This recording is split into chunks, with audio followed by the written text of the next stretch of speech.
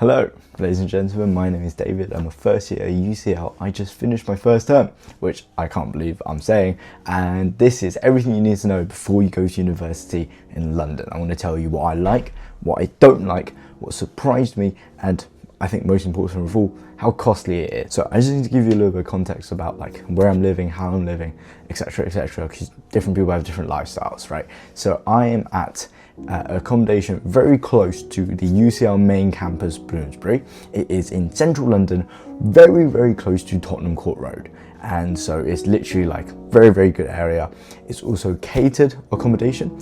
I get breakfast and dinner Monday to Friday, and obviously there's a time frame in which you can make breakfast and dinner, and it means I don't make breakfast very much, but that's okay. And on the weekends there is brunch, which is a longer time period, and it's basically just breakfast and then give you like a hot dog if you want one instead of what you get actually for breakfast. So that is my accom situation. The food is decent. It's getting a little bit repetitive now. I do miss home cooking, but it is like a lot of time saved because I don't have to cook. It's not an ensuite. God, I wish it was an ensuite. You share the kitchen and the bathroom with about 12 other people.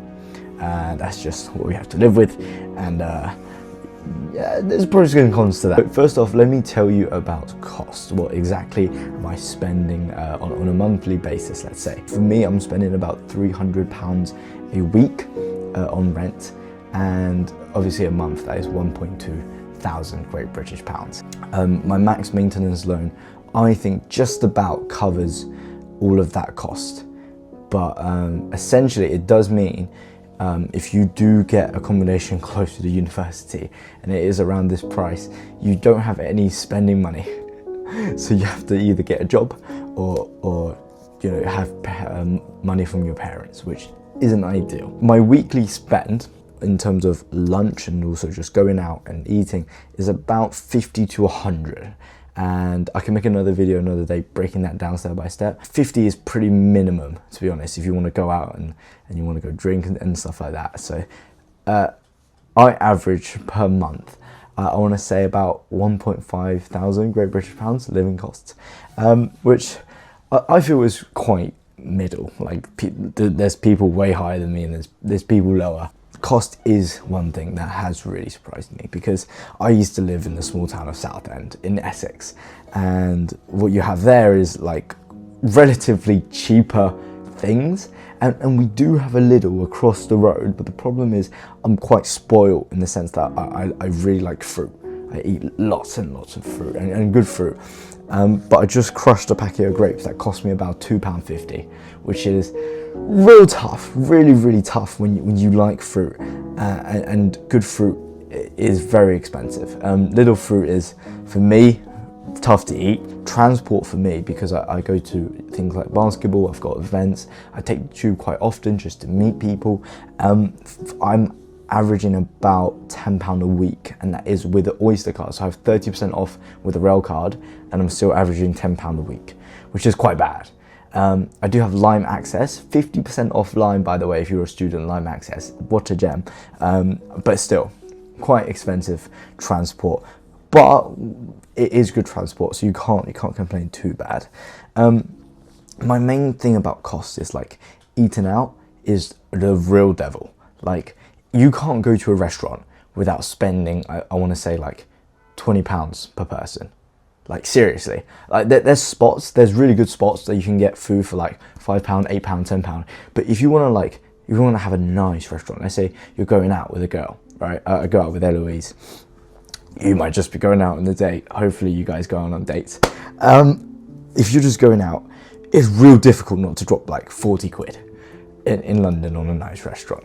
And obviously, I'm not saying like, oh, you have to go out to a nice restaurant, but if you do like that, yeah, it's not easy. And you know, things like drinking, things like clubbing, those get included as well. I'm not very punctual, so I don't get my clubbing tickets on time, which means that I have to buy the resale for about like 3-4 times the original price. So be punctual with your club tickets. That's a real good advice right there, real good. Next thing that surprised me is actually a good thing. It is cheap exercise options. Now, I love exercise. I love exercise. I like football, I like basketball, and what you can do is join a society. UCL have many good ones, and I'm sure many other universities in London do have very good societies.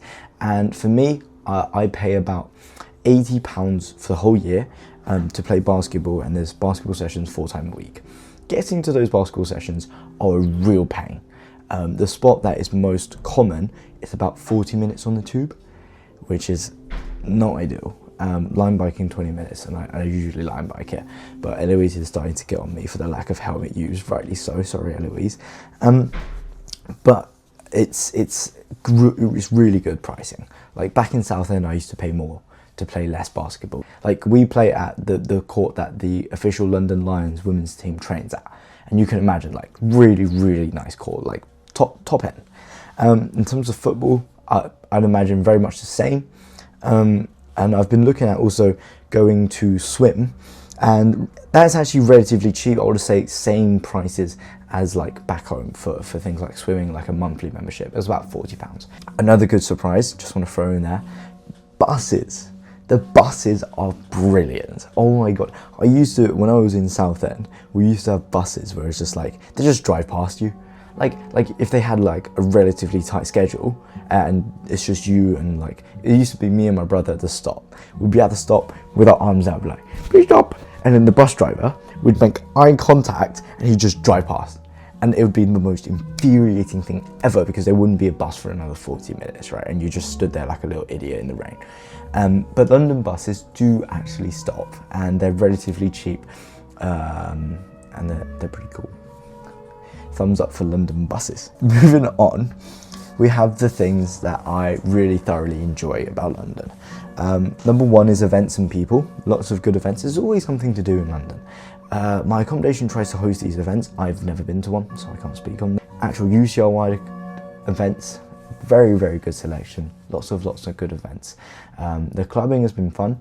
I'm not usually a drinker, but I've dabbled a little bit, and it's been really good fun. And the societies are great as well. I've joined debating recently. Good and bad with debating, but there's always good and bad with debating. But just severe lack of judgment I feel from UCL, because London is such a big place with so many different types of people that you're always going to find people that you're comfortable with. That's my belief. I am aware that I have a very different experience to everyone else coming here, but I do believe that it's such a big place, you're always going to find something to do that you enjoy, and yeah, I think that part of London is quite good, and also it's just that you're in central London. Like, that is so crazy, right? Like, me and my friends the other day at about, I want to say 12 a.m, we just all picked up a line bike. There was about 8-9 of us, and we all line biked to Buckingham Palace just for the shits and giggles, and that was just so fun. And going across London Bridge at 12 a.m. with no one on the road, we were the only bikes on the road, and looking at the view from London Bridge. Go.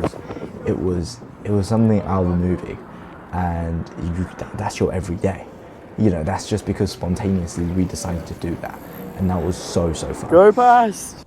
So yeah, cool stuff like that. Living in London, like, I understand rent is 300, and 300 rent is insane, but the fact that you get to do that makes up for it a little bit. It really does. Now moving on to things that I don't really enjoy. When people say London's loud, and I obviously Southend's quite a relatively quiet place, I don't really understand what they're saying when they say London's loud, but now I do.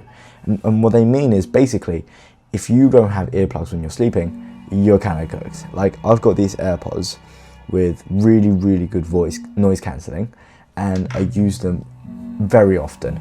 Not because I love hearing nothing, but it's because, like, genuinely, if you don't, you'll be overwhelmed. At least I am. I live next to UCL Hospital, and it does mean that a lot of the time there's a lot of ambulances go wee woo wee woo.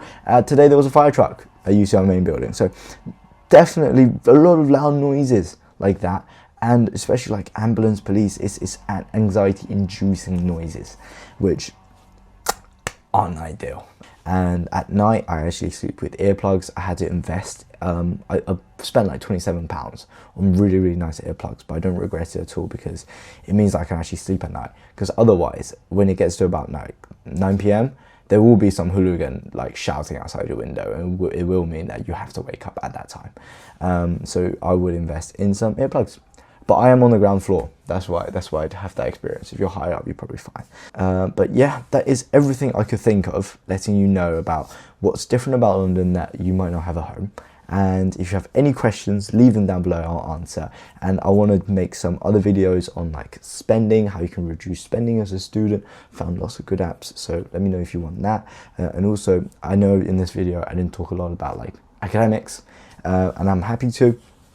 So yeah, let me know.